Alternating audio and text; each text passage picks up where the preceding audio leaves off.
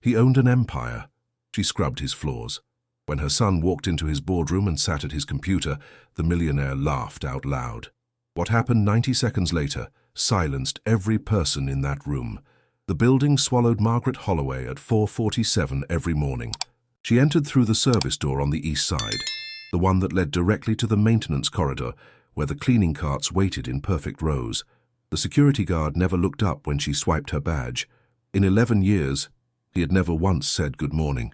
She had stopped expecting it after the first month. Margaret was 39 years old, though the grey streaks in her auburn hair and the permanent shadows under her eyes made her look older. Her hands were rough from years of industrial cleaners.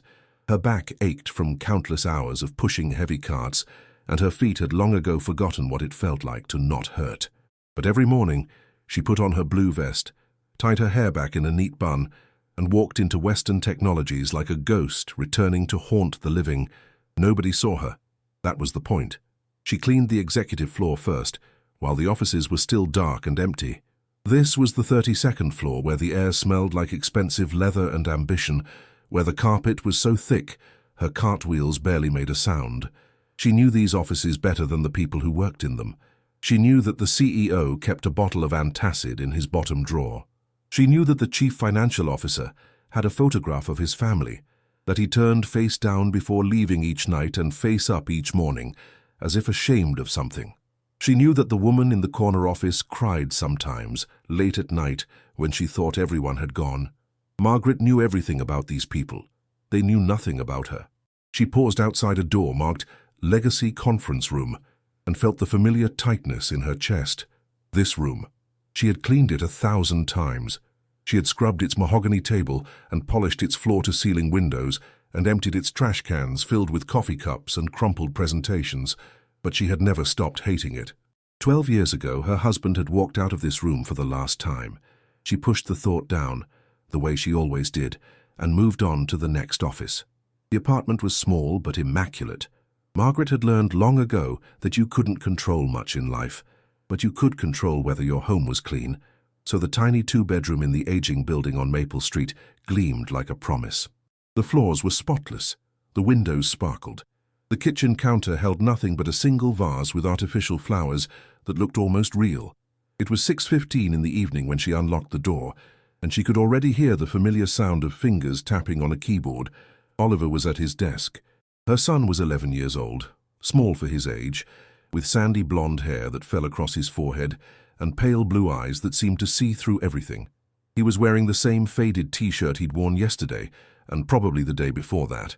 When he was deep in concentration, he forgot to eat, forgot to sleep, forgot that the world existed beyond the glow of his computer screen. Margaret leaned against the doorframe and watched him.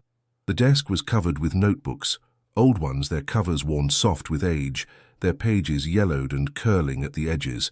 Oliver had one open in front of him, and he was typing something on his laptop while glancing at the handwritten text, like it was a treasure map. The handwriting wasn't his. "You should be doing your homework," Margaret said softly. Oliver didn't startle, he never did. "I finished it during lunch. Mum, look at this." He pointed at the notebook. He was working on a nested verification system. It's brilliant.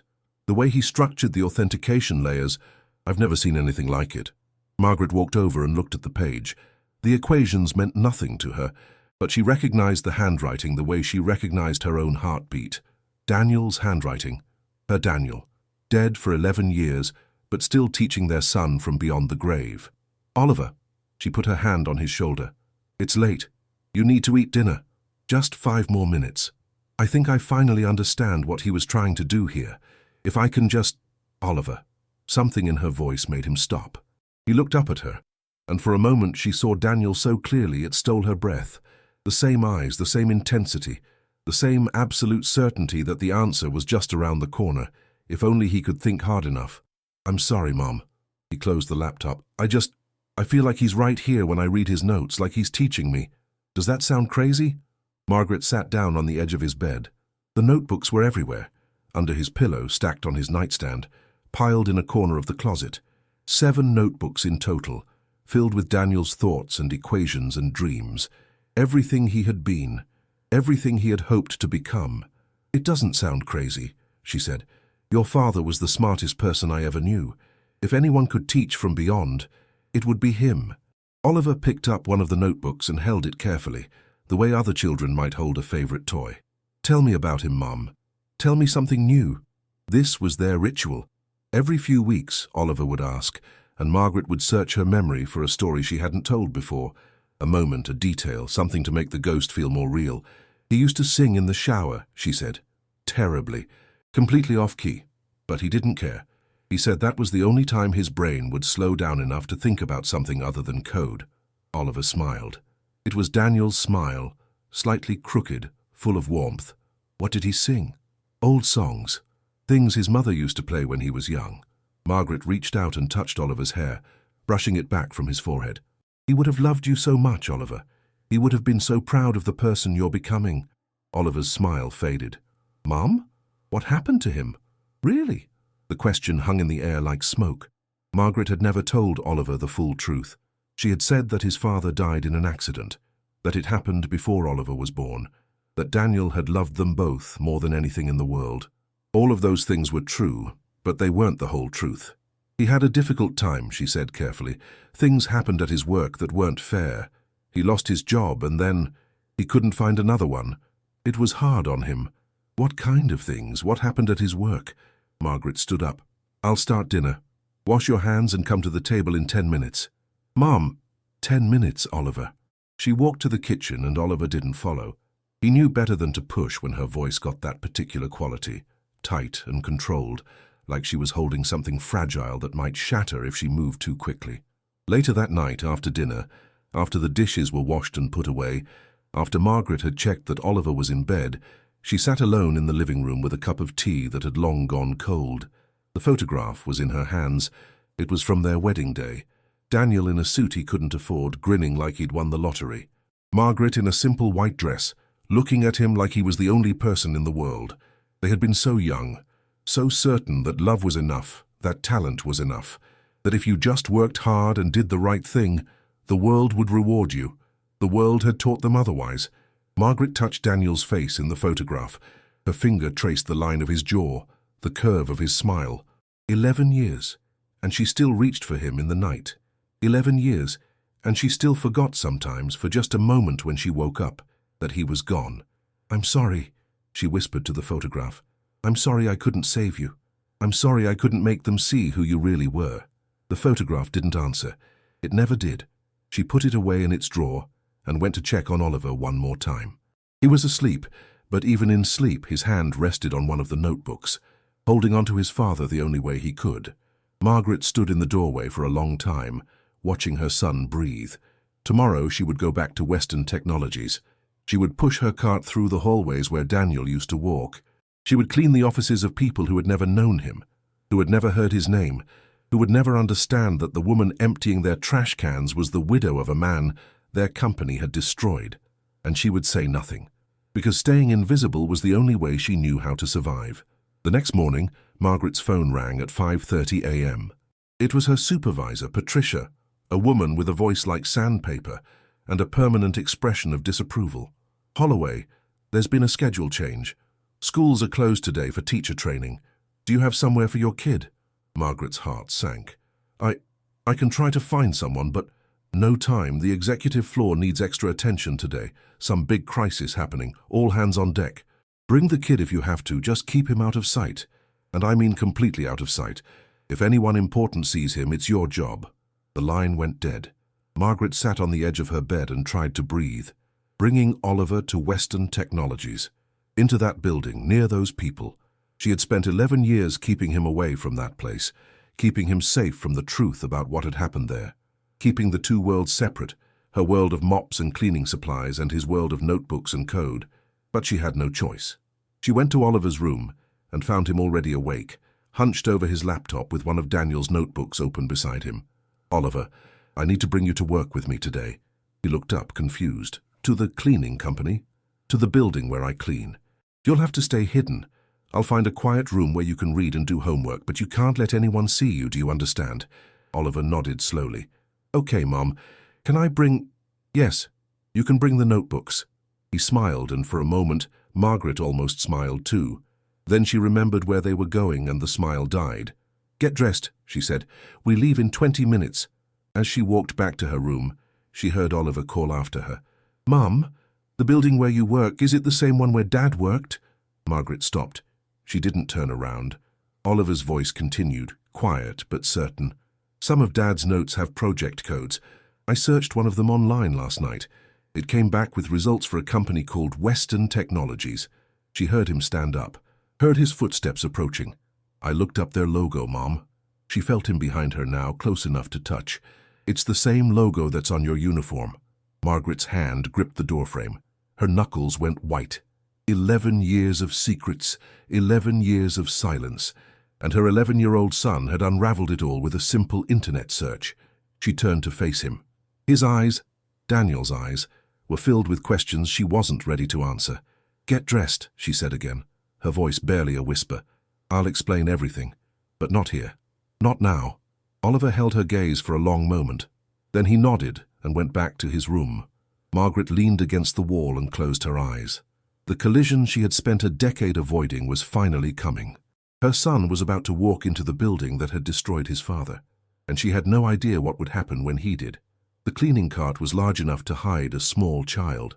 Margaret had discovered this by accident years ago when she needed to transport extra supplies, and realized the bottom compartment could hold far more than mops and buckets. Now as she pushed the cart through the service entrance of Western Technologies at 5:02 a.m., Oliver was curled inside that compartment, his backpack clutched to his chest, 3 of Daniel's notebooks pressed against his heart. "Stay quiet," Margaret whispered.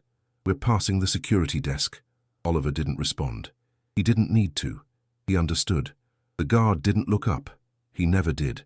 Margaret pushed the cart to the service elevator and pressed the button for the 14th floor. This was where the supply closets were largest, where she could hide Oliver for the day without anyone noticing. The 14th floor was mostly storage and server rooms. No executives, no important meetings, no one who would ask questions about a small boy reading in a closet. The elevator doors opened, and Margaret wheeled the cart into the dim hallway. Fluorescent lights flickered overhead, casting everything in a sickly yellow glow.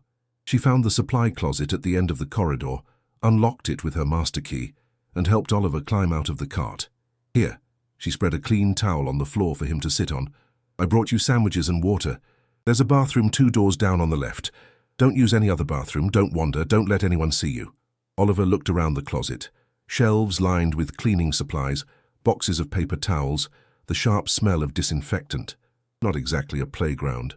"I'll be fine, Mom." He pulled out one of the notebooks and his laptop. "I have everything I need." Margaret knelt down and cupped his face in her hands. "I'll check on you every hour. If anything happens, anything at all, you stay hidden and you wait for me. Promise?" "I promise." She kissed his forehead, tasting the shampoo she'd used on his hair that morning. Her little boy, her entire world, hidden in a supply closet like a shameful secret. "I love you," she said. "I love you too, Mom." She closed the door softly and leaned against it for a moment, eyes shut, breathing slowly. Then she straightened her vest, gripped the handle of her cart, and went to work. The executive floor was different today. Margaret noticed it the moment she stepped off the elevator. The usual calm had been replaced by something electric, something sharp.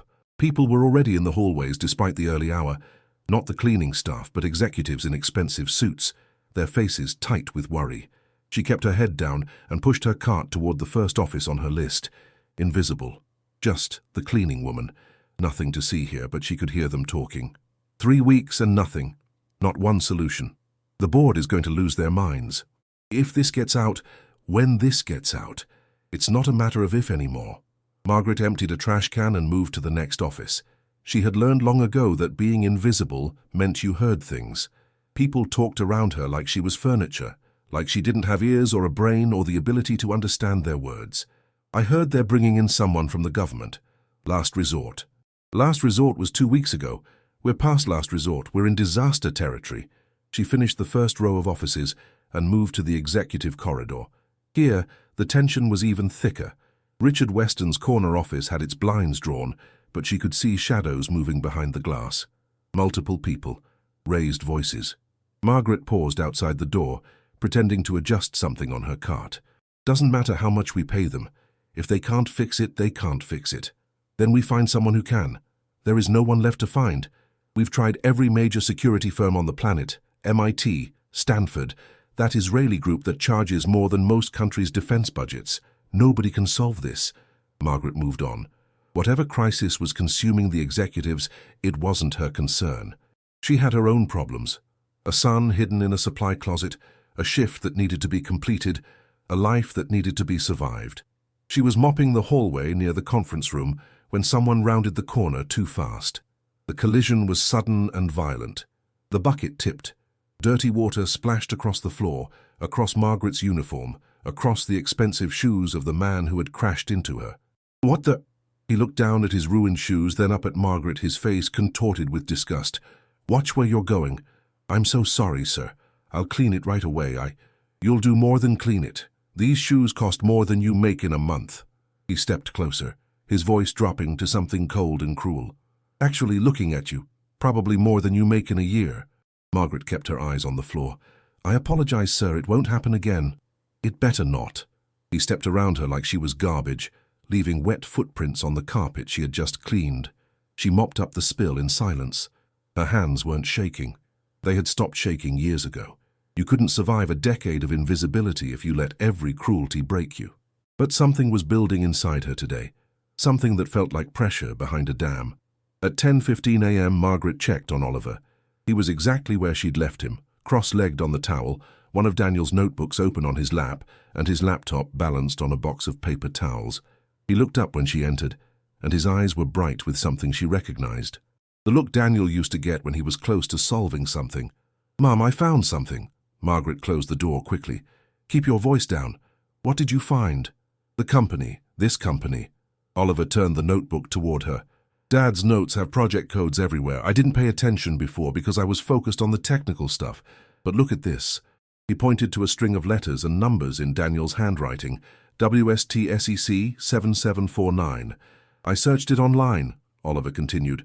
"WST is this company, Western Technologies, and 7749 was Dad's employee number. I found it on an old pay stub in your box under the bed." Margaret felt the blood drain from her face. "You went through my things? I was looking for more of Dad's stuff. Mom, why didn't you tell me he worked here? At this exact company?" The supply closet suddenly felt very small, very airless. "Oliver, it's complicated. Is that why you work here? Is that why you clean their offices?" His voice was rising despite her warnings to stay quiet. "Mom, what happened to Dad? What really happened? Lower your voice." "Tell me the truth." Margaret grabbed his shoulders harder than she intended. "Not here, not now. I will explain everything. But you have to trust me. Please, Oliver. Just trust me for a few more hours." Oliver stared at her. In that moment, he looked so much like Daniel that it physically hurt. The same stubbornness, the same refusal to accept incomplete answers, the same need to understand. But he also had her capacity for patience, for waiting.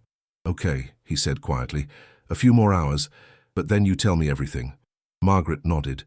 She didn't trust her voice. She left the closet and stood in the hallway, pressing her palm against the wall to steady herself. The secret she had kept for 11 years was crumbling. Oliver was too smart, too determined, too much like his father. The truth was coming whether she was ready or not. At 1:30 p.m., Margaret was cleaning the women's bathroom on the executive floor when two women entered. They didn't see her. The stall door was closed, and Margaret had learned to make herself small, silent, invisible even in enclosed spaces.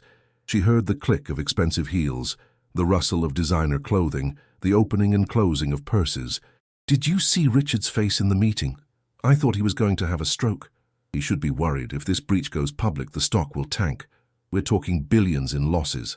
What I don't understand is how this happened. Our security was supposed to be the best in the industry." A pause, the sound of lipstick being applied. "You know what I heard? I heard the whole security architecture is fundamentally flawed, that it was built on something that was never completed properly." "What do you mean?"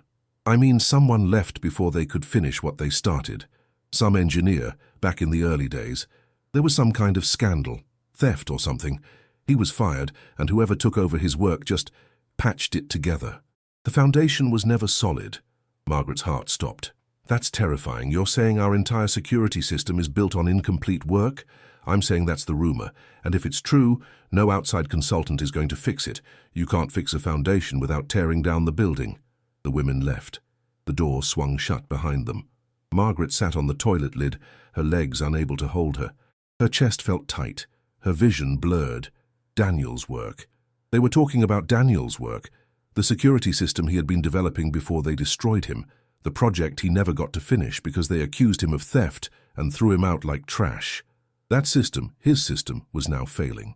And because they had never let him complete it, because they had stolen his work and cobbled it together without understanding it, the entire company was on the verge of collapse.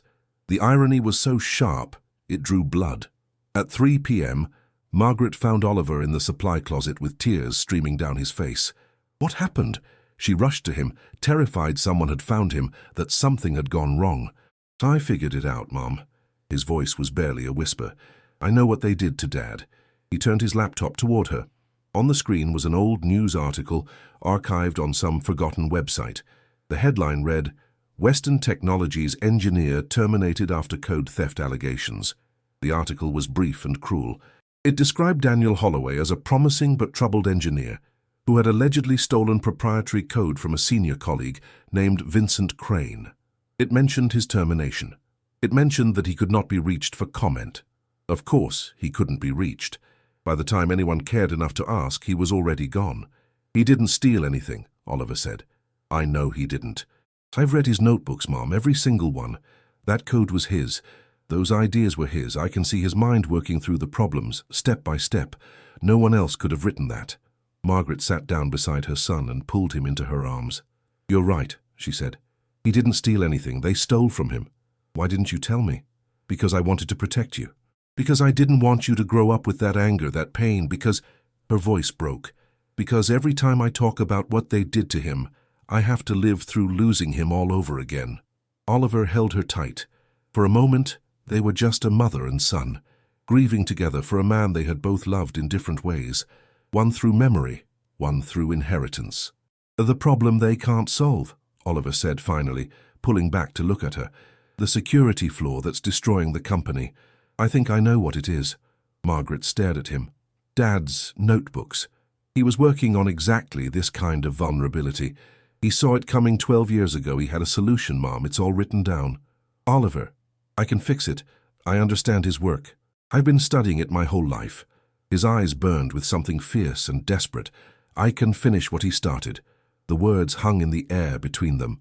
Margaret looked at her son and saw the impossible choice before her. She could stay invisible. She could take Oliver home and pretend this day never happened. Or she could let him step forward. Let him prove that Daniel Holloway was not a thief. They'll laugh at us, she said quietly. A cleaning woman and her child claiming to solve what the greatest experts cannot. Oliver squared his shoulders. In that moment, he was not a frightened boy hidden in a closet. He was Daniel's son. Let them laugh, he said. I can fix it.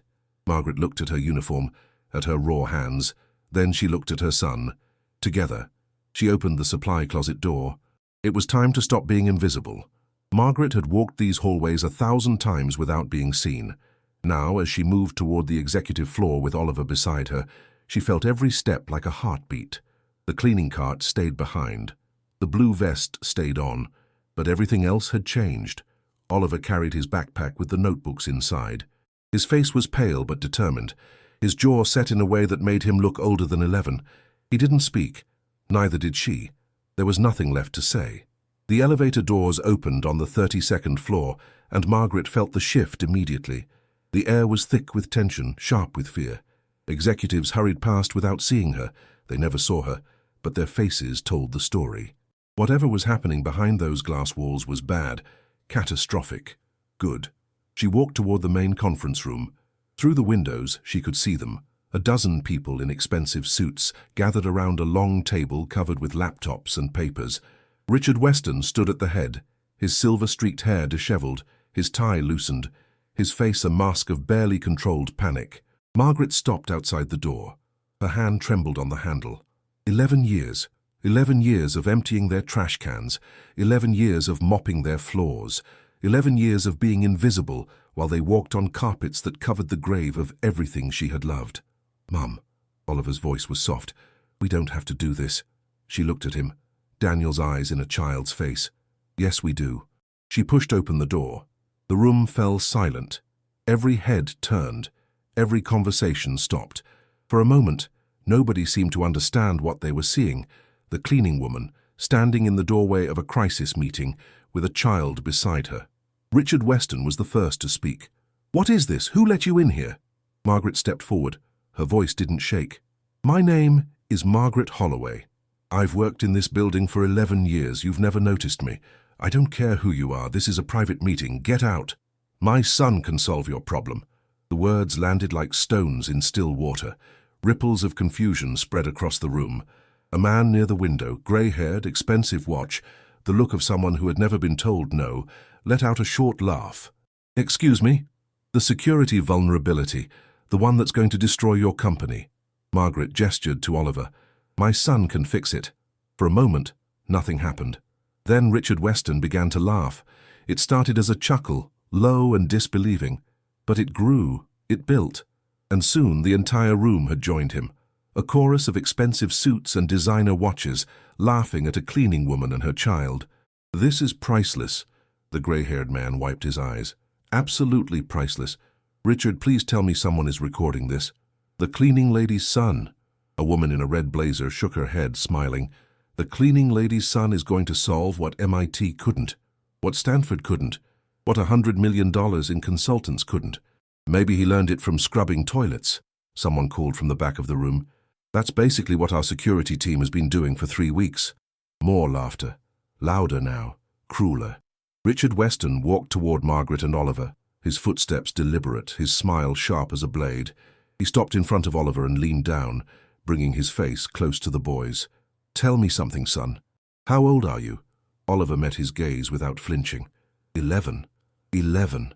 Richard nodded slowly, as if considering this information. "And you think you can solve a problem that has stumped the greatest minds in cybersecurity? A problem that could cost this company billions of dollars? A problem that grown men with decades of experience and multiple degrees have failed to crack?" "Yes, sir." Richard's smile widened. "And where exactly did you learn to do this? What prestigious university did you attend? What security firm trained you?" "My father taught me." "Your father?"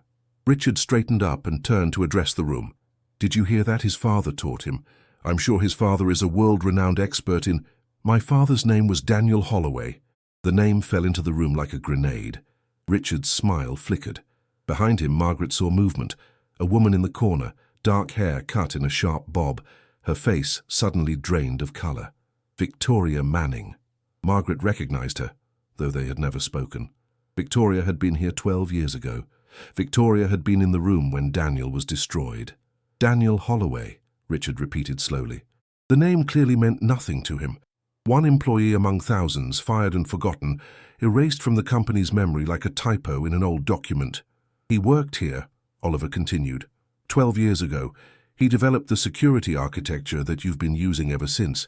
The architecture that's failing now. I don't know what you're talking about. You wouldn't. You never looked at who actually built your foundation. You just took his work and threw him away like garbage." Oliver's voice was rising now, steady but fierce. "And now that foundation is cracking, and you don't know how to fix it, because you never understood it in the first place." The room had gone quiet. The laughter had died. Something in Oliver's tone, in his certainty, had shifted the atmosphere. Richard's eyes narrowed. "Who put you up to this? Is this some kind of lawsuit? A shakedown?" "It's the truth," Margaret said. "My husband created the core of your security system. He was accused of stealing code that was actually his own work. He was fired without investigation, blacklisted from the industry, and he—" Her voice caught. "He didn't survive it." "That's a very touching story." Richard's voice had hardened. "But I don't have time for fairy tales. Security, remove them." "Wait," the voice came from the corner. Victoria Manning stepped forward, her face ashen, her hands trembling. "Richard, wait." "Victoria, this is not the time." "I remember him." Victoria's voice cracked. "Daniel Holloway. I remember what happened." The room went still. "He was brilliant. One of the most talented engineers I've ever seen. And Vincent Crane—" She stopped, swallowed hard. "Vincent Crane accused him of theft. But the code was Daniel's. I knew it then. I've known it for 12 years. Richard stared at her. "What are you saying?" "I'm saying the boy might be telling the truth." Victoria looked at Oliver, and there were tears in her eyes. "I'm saying we destroyed an innocent man, And now his son is standing in front of us offering to save what's left. Silence stretched across the room like a held breath. Richard turned back to Oliver. The mockery was gone from his face, replaced by something harder to read. Calculation, perhaps. Desperation. You really think you can fix this? I know I can. Prove it. Richard gestured toward a workstation in the corner. You have 5 minutes. If you waste my time, I'll have you both arrested for trespassing. Oliver walked to the computer. Margaret watched him go, her heart pounding so hard she could feel it in her throat. The room watched too, skeptical, hostile, waiting for the child to fail. Oliver sat down.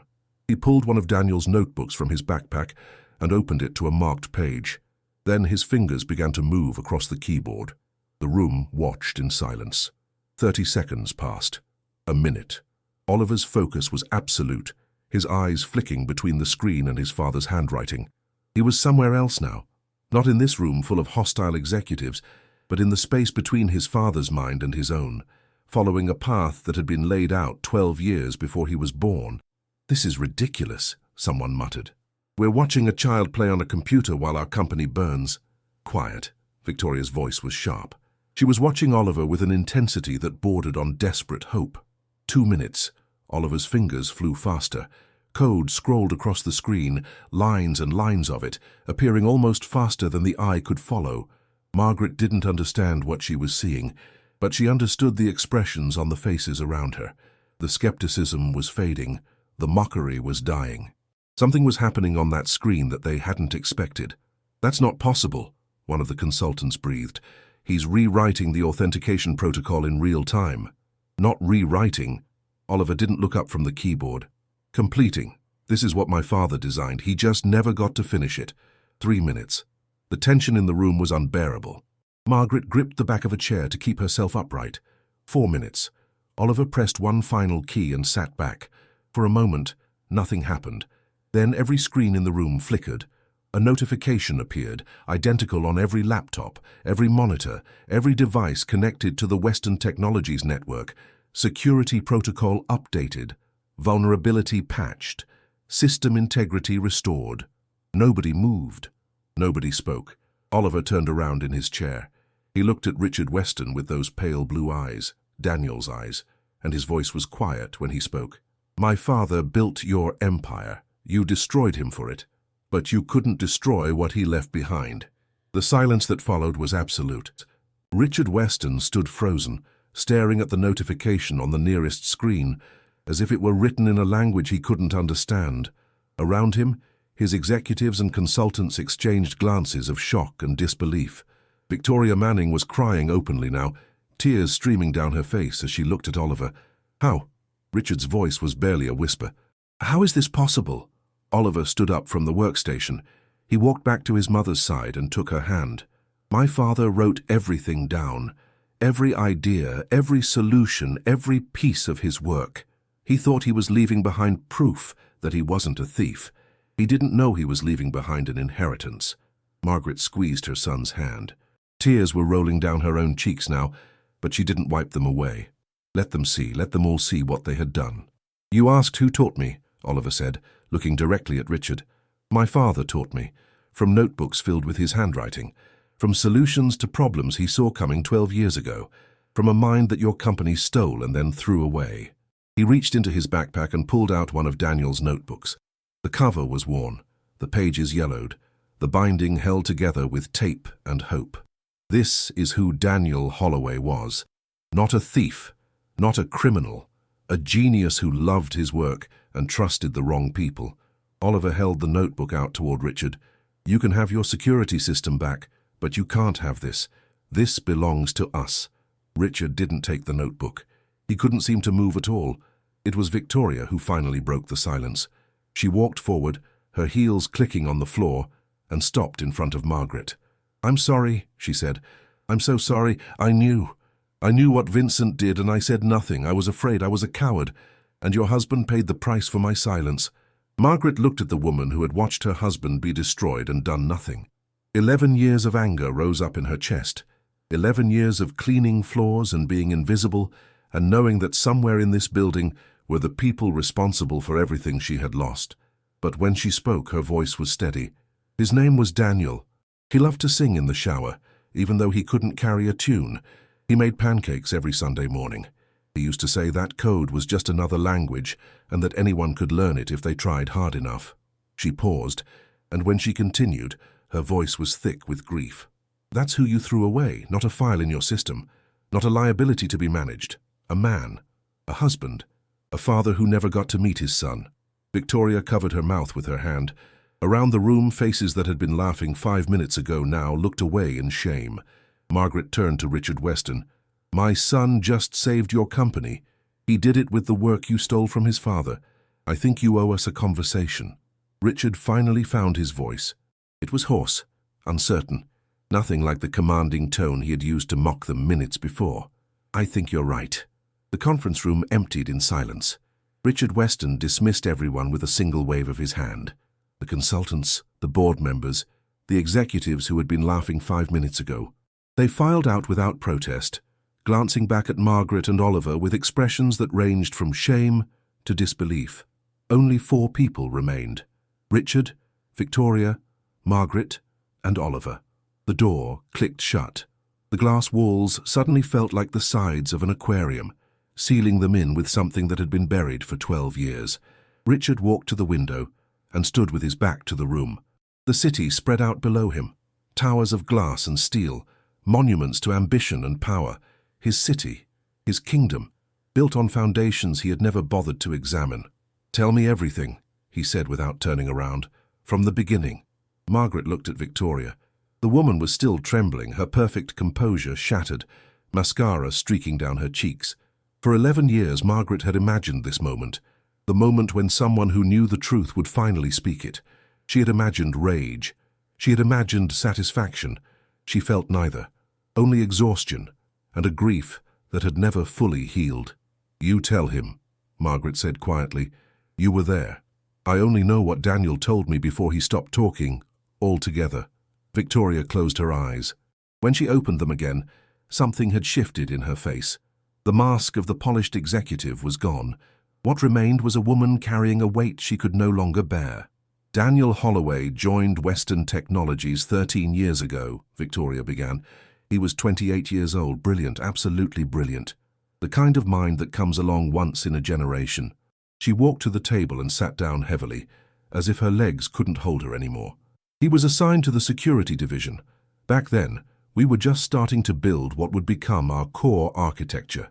The system that protects every piece of data, every transaction, every client interaction. Daniel wasn't just working on it, he was creating it. From scratch.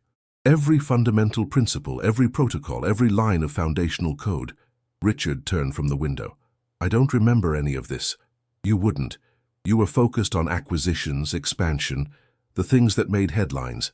Daniel worked in the basement. He didn't care about credit or recognition.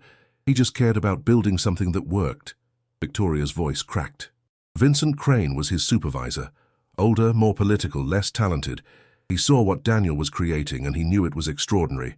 He also knew that if Daniel presented it to the board, Daniel would become indispensable and Vincent would become irrelevant. Margaret felt Oliver's hand slip into hers. She held it tight. So Vincent made a plan. He spent months copying Daniel's work, piece by piece, saving it to his own files, learning just enough to speak about it convincingly. And then, 3 days before Daniel was scheduled to present his completed system to the leadership team, Vincent went to HR with an accusation. Theft, Richard said flatly. Theft. Vincent claimed that Daniel had stolen his code, his ideas, his work. He had documentation to prove it. Documentation he had fabricated by copying Daniel's files and changing the timestamps. Victoria stood up abruptly and walked to the other side of the room, as if she couldn't bear to be still. Daniel was called into a meeting. This room, actually, this exact room. She gestured at the walls around them. He had no idea what was happening. He thought he was being congratulated. Instead, he was accused of being a thief and a fraud. Margaret's grip on Oliver's hand tightened. He tried to defend himself. He said the code was his. He said he could prove it. But when he went to access his files, they were gone. Vincent had deleted everything. The backups, the version history, all of it. Daniel had nothing. And no one believed him, Margaret said. Her voice was hollow. No one wanted to believe him. Vincent was senior. Vincent was connected. Vincent played golf with the right people and attended the right parties. Daniel was quiet. He kept to himself. He didn't network. He just worked. Victoria shook her head. In a company like this, that made him an easy target. Richard had gone pale. What happened next? He was terminated immediately. Security escorted him out of the building. He wasn't even allowed to collect his personal belongings. Victoria's voice dropped to barely a whisper. I watched from my office window. I watched him standing on the sidewalk, looking up at this building like he couldn't understand what had just happened to him. The silence that followed was suffocating. I knew, Victoria continued. I knew Vincent was lying. I had seen things. Late nights when Vincent was at Daniel's workstation copying files, comments he made that only made sense if he was planning something. I knew, and I said nothing. Why? The word came from Oliver. His voice was steady, but his eyes were burning. Victoria finally looked at him, at Daniel's son, at the living proof of everything she had helped destroy, because I was afraid. I was 36 years old, single, no family money, no safety net. This job was everything I had. If I accused Vincent, if I went against someone that senior, I would have been the one escorted out. I told myself that Daniel would be fine, that he would find another job, move on, build something new somewhere else. She covered her face with her hands. I told myself so many lies to sleep at night. Margaret stood up. She walked toward Victoria slowly, her footsteps echoing in the silent room. Daniel applied to 37 companies after he was fired. 37. I kept track. Every single one rejected him. Her voice was calm, factual, devastating. The accusation followed him everywhere. Vincent made sure of it. He told people in the industry that Daniel was dangerous, untrustworthy, a thief. She stopped in front of Victoria. My husband was the most honest person I ever knew. He used to return extra change when cashiers made mistakes. He couldn't tell a lie without blushing, and your company painted him as a criminal. Victoria lowered her hands. Her face was ravaged by tears. After 6 months, Daniel stopped applying for jobs. After 8 months, he stopped leaving the apartment. He would sit at the window for hours, staring at nothing. He stopped eating, stopped sleeping, stopped talking. Margaret's voice finally broke. He stopped believing he had ever been worth anything. Your company didn't just take his work. You took his sense of himself. You took his will to live. Oliver stood up and walked to his mother's side. She put her arm around him, drawing strength from his presence. One morning he went for a walk. He said he needed air. He said he would be back in an hour. Margaret paused. The next words were the hardest she had ever spoken. A driver found him in the street 3 blocks away. They said he stepped off the curb without looking. The official report called it an accident. She looked directly at Richard. I was 8 weeks pregnant. Daniel never knew he was going to be a father. I never got to tell him. The silence that followed was absolute. Richard Weston stood frozen by the window, his face a mask of horror.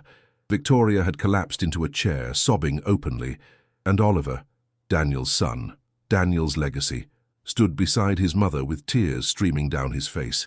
I came back to this company 3 years later, Margaret said. I needed work.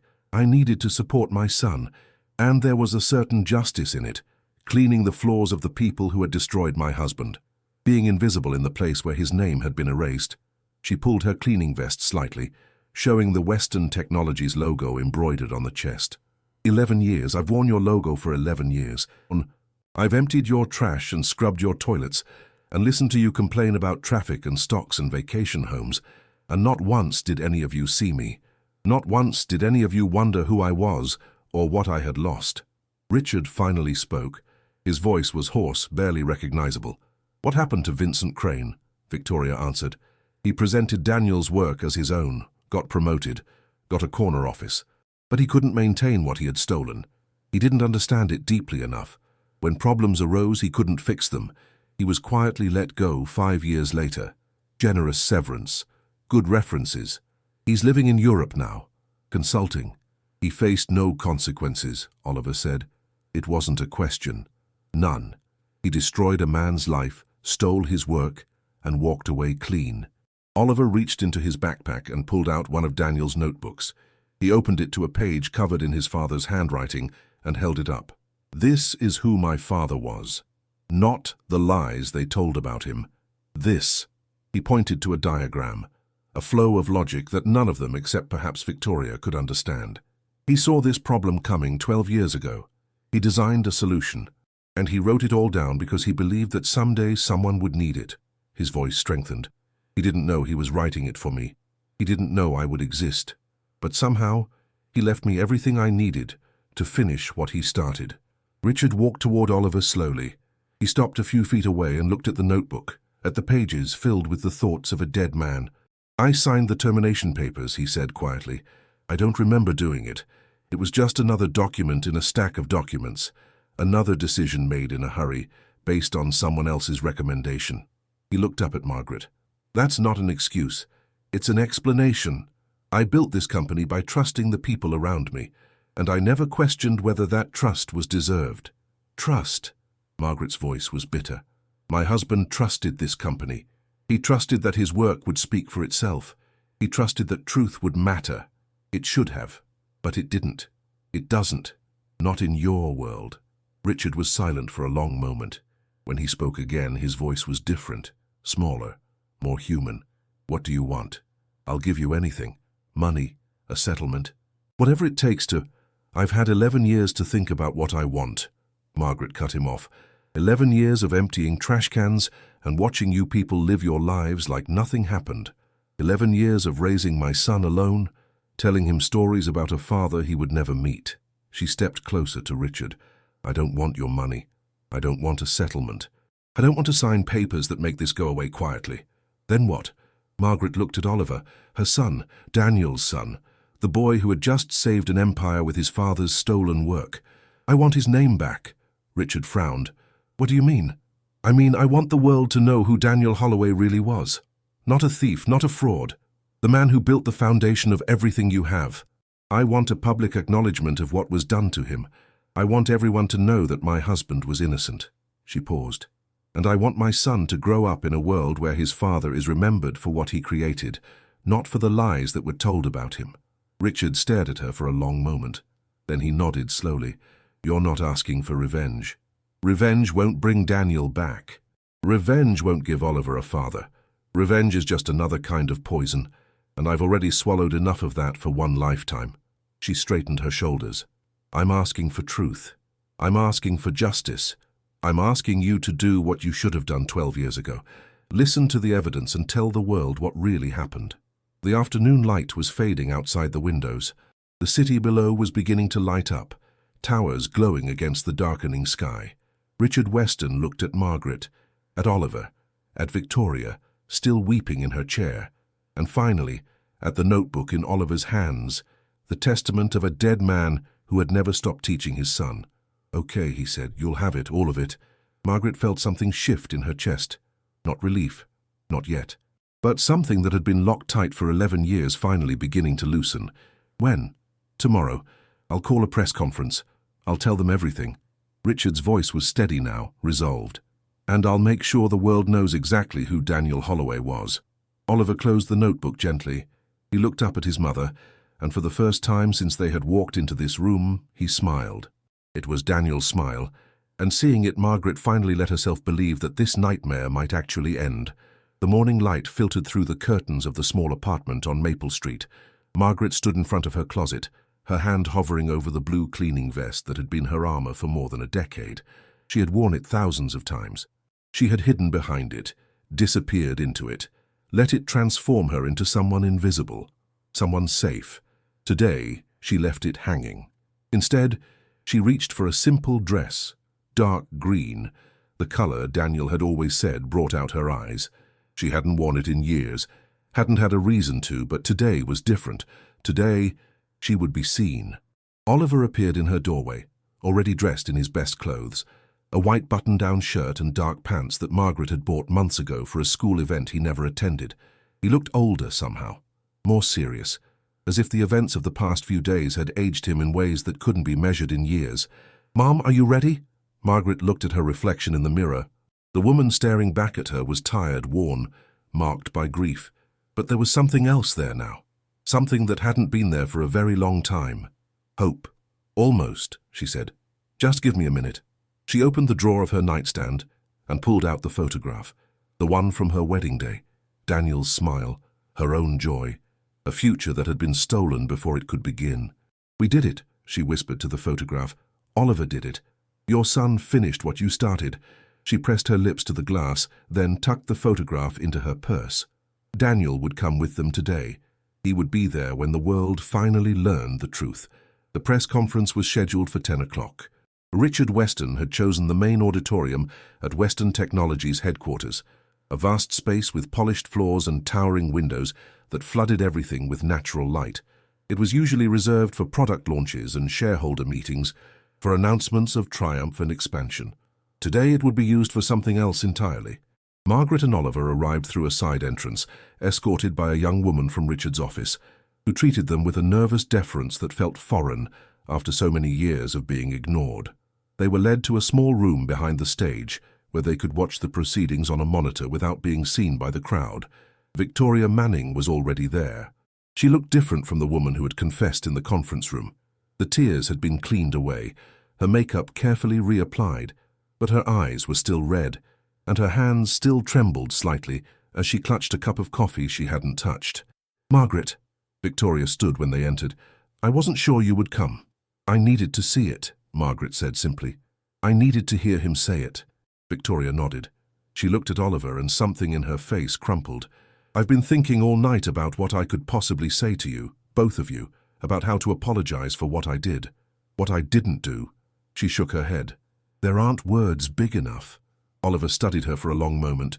Then he spoke, and his voice was gentler than Margaret expected. "My dad used to write notes in the margins of his notebooks. Little thoughts, questions, reminders to himself." He paused. "One of them said, 'The hardest problems aren't the ones we can't solve. They're the ones we're afraid to look at.'" Victoria's eyes filled with tears again. "You were afraid," Oliver continued. "You made a mistake, a big one, but you looked at it yesterday. You finally looked at it." He glanced at his mother, then back at Victoria. "My dad would have said that was the first step towards solving it." Victoria covered her mouth with her hand. A sob escaped through her fingers. Margaret watched her son, this child who had never met his father, but somehow carried Daniel's wisdom inside him like a second heartbeat.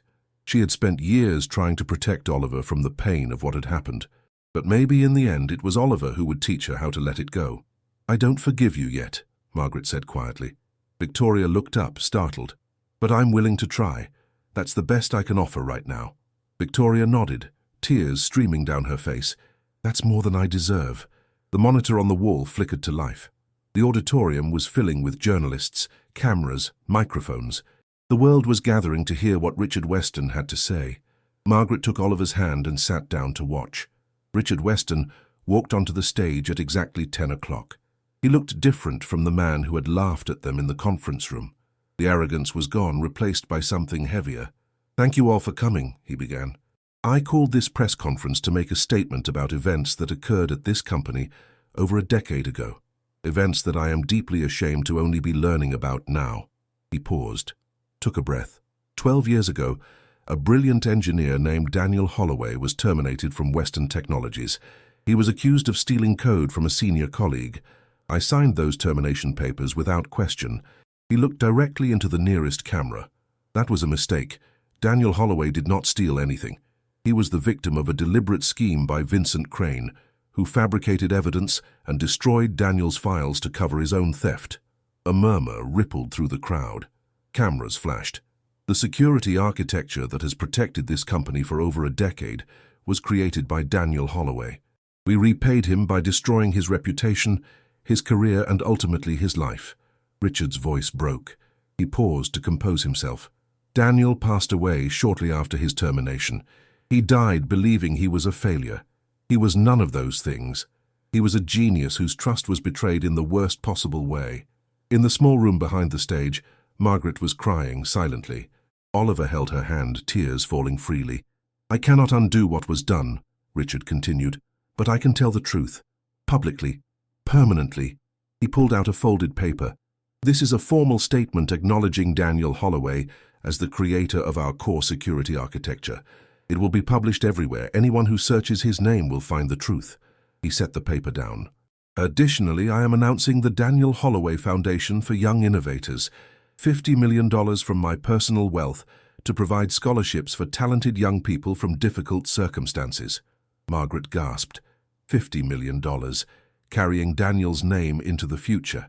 Finally, Richard said, I want to acknowledge Margaret Holloway, Daniel's widow, who spent over a decade working in this building, invisible, grieving in silence, and Oliver Holloway, Daniel's son, who never met his father but inherited his extraordinary mind. His voice softened. 3 days ago, Oliver solved a critical vulnerability that our best experts could not crack. He did it using his father's notebooks. Oliver saved this company and proved that Daniel Holloway was exactly what he always claimed to be, a brilliant man who was wrongfully destroyed. Richard stepped back from the podium. To the Holloway family, I am sorry, those words are inadequate, but they are all I have. Daniel Holloway deserved better, and I will spend the rest of my career trying to be worthy of the second chance his family has given us. The afternoon sun was warm on Margaret's face as she walked through the cemetery gates. Oliver walked beside her, carrying a small bouquet of flowers, yellow roses, Daniel's mother's favorite. Margaret carried the newspaper, freshly printed, with the headline that would change everything. Western Tech CEO reveals decade-old injustice, honors forgotten engineer. They walked in silence along the familiar path. Margaret had only been here once before, on the day they buried Daniel. She had been unable to return since. The grief had been too raw, too consuming. She had been afraid that if she came back, she would never be able to leave. But today was different. Today she had something to tell him. The headstone was simple, grey granite, weathered by years of rain and sun. The inscription read only, Daniel Holloway, beloved husband, 1982-2013. No mention of his work, no acknowledgement of his genius, just a name and a date, as if that could capture the entirety of a life. Margaret knelt on the grass and placed the newspaper against the stone. They know now, she said softly. The whole world knows who you really were. Oliver crouched beside her and set the flowers next to the newspaper. Hi, Dad. His voice was barely a whisper. I'm sorry we haven't visited before. Mom says it was too hard. I think I understand now. He reached out and touched the cold stone. I solved the problem, the one you were working on when they took everything from you. It's finished now. Your system works. It's protecting people, just like you wanted. Margaret put her arm around her son, pulling him close. I used to wonder if you were real, Oliver continued. I only knew you from notebooks and pictures and Mom's stories. Sometimes I wasn't sure if I was remembering you or just imagining what I wanted you to be. He paused, and when he spoke again, his voice was thick with tears. But when I sat at that computer working through your code, I felt you, right there with me. Like you were guiding my hands, showing me what to do. He smiled through his tears. You taught me, Dad. Even though you never got to hold me, you taught me everything. Margaret was crying openly now. She didn't try to stop it. There was no one here to hide from. Daniel, she said, her voice breaking, I kept your notebooks safe. All of them. I gave them to Oliver when he was old enough to understand. I hope that was right. I hope that's what you would have wanted. She touched the headstone, feeling the rough surface beneath her fingers. He has your mind, your heart, your way of seeing problems that nobody else can see. She laughed softly through her tears. He even has your stubbornness, God help me. Oliver smiled at that. I'm going to write my own notebooks now, he said. New ones, with my own ideas. But I'll keep yours forever. They're the most important thing I own. He stood up and helped his mother to her feet. The man at the press conference said he was creating a foundation in your name to help kids like me, kids who don't have money or connections but who have ideas. Oliver looked at the headstone. Your name is going to help people for a long time, Dad, long after any of us are gone. Margaret brushed the grass from her dress. She looked at Daniel's grave one last time. I spent years being angry, she said quietly. Angry at the company, at Vincent, at myself, for not being able to save you. I thought if I just stayed invisible, stayed silent, the anger would protect me. She shook her head. It didn't. It just kept me trapped, in that building, in that uniform, in a life that was smaller than the one you would have wanted for me. She took a deep breath. But Oliver set me free. Your son walked into that room and proved who you really were, and now I can finally let go of the anger. I can finally start living again. Oliver took her hand. Dad would want that, he said. He would want you to be happy. Margaret looked at her son, Daniel's eyes in a child's face, Daniel's smile on a boy's lips. I know, she said, and I'm going to try. They stood together in the afternoon light. a mother and son who had walked through fire and emerged on the other side. The newspaper rustled against the headstone. The yellow roses glowed in the sun. And somewhere Margaret believed Daniel was finally at peace. If this story touched something inside you, leave a comment. Sometimes acknowledging what we feel changes more than we expect. Every word written here may help someone else who is also in silence.